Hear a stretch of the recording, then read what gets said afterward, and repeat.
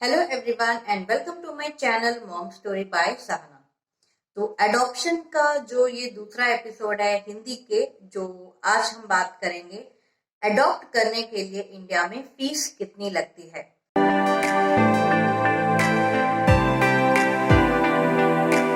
तो हम बात करेंगे रेजिडेंट इंडियन पेरेंट्स की, मतलब जो इंडिया में रहने वाले कपल्स या सिंगल्स या डिवोर्सेस, इंडिया में रहने वाला अगर कोई भी इंसान कारा के थ्रू जब अडॉप्ट करता है, क्योंकि कारा के अलावा और कोई दूसरा लीगल तरीका नहीं है अडॉप्ट करने का, तो कारा के अलावा कहीं और से अगर आप अडॉप्ट करते हैं तो वो इलीगल ठहराया जाएगा।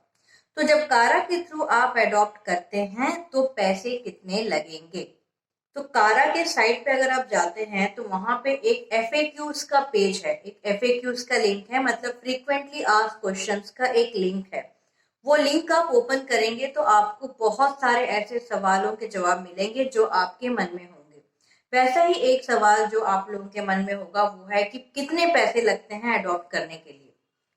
तो आइडियली जो है, जो आप एक बार डॉक्यूमेंटेशन जो होता है जो आप करते हैं, रजिस्ट्रेशन जो आप करते हैं, तो रजिस्ट्रेशन के लिए आपके 1000 रुपीज लगते हैं, मतलब 1000 रुपए रजिस्ट्रेशन के लगते हैं।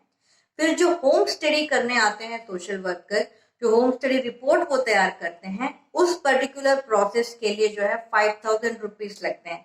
तो अब तक के आपके 6000 रुपए लगे। एक बार आपका रेफरल आ गया, रेफरल आने के बाद आपने बच्चे को रिजर्व किया।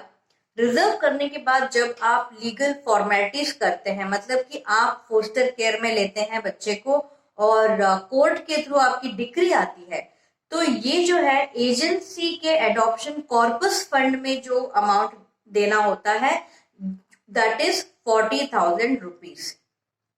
तो मतलब टोटल आपके कितने लगे, आपकी जो टोटल अमाउंट जो लगी, मतलब एडॉप्शन की जो फीस है वो है 46,000 रुपीज ओनली।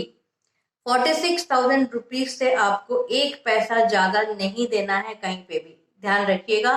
बहुत सारी जगह पे मॉल प्रैक्टिसेस होती हैं जहाँ पे डिमांड करते हैं लोग कि आप एक्स्ट्रा पैसा दीजिए, या फिर आप इतना पैसा देंगे तो हम आपका ये प्रोसेस जल्दी करा देंगे, या फिर कोई अगर आपको ये कहता है कि आप इतना लाख दीजिए तो आपको लड़का दिला देंगे, इतने लाख देंगे तो आपको लड़की दिला देंगे।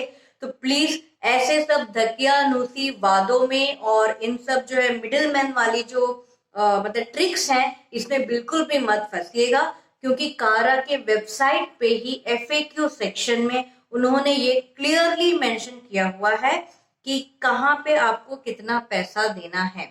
तो मैं एक बार फिर से रिपीट करती हूँ, रजिस्ट्रेशन के दौरान आपको देने हैं 1000 रुपए, और होम स्टडी के दौरान आपको देने होंगे 5000 रुपए, और एक बार आपने बच्चा रिजर्व कर लिया और आप फोस्टर केयर में उसको लेते हैं, तब आपको देने होते हैं 40,000 रुपीज। इसके बाद जो है दोबारा जो फॉलो अप स्टडी के लिए आते हैं, जो सोशल वर्कर्स हैं वो फॉलो अप स्टडी के लिए आते हैं।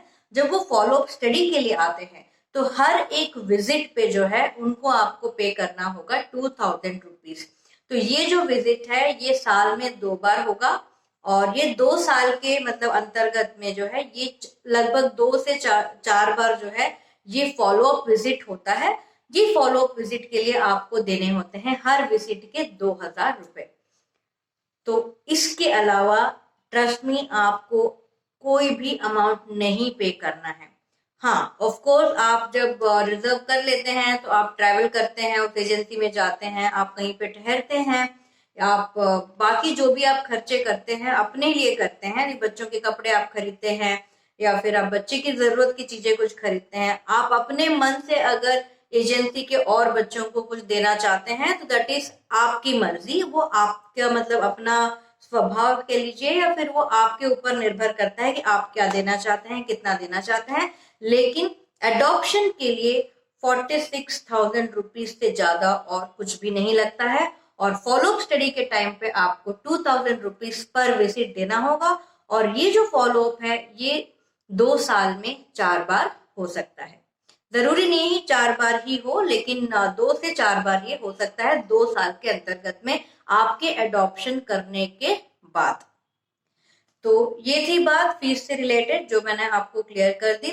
Inter country adoption, inter state adoption, मतलब NRI एडॉप्शन हो गया, इन सब की जो फीस है वो अलग है, जो जिसके बारे में आप कारा के हेल्पलाइन में कॉल करके पता कर सकते हैं।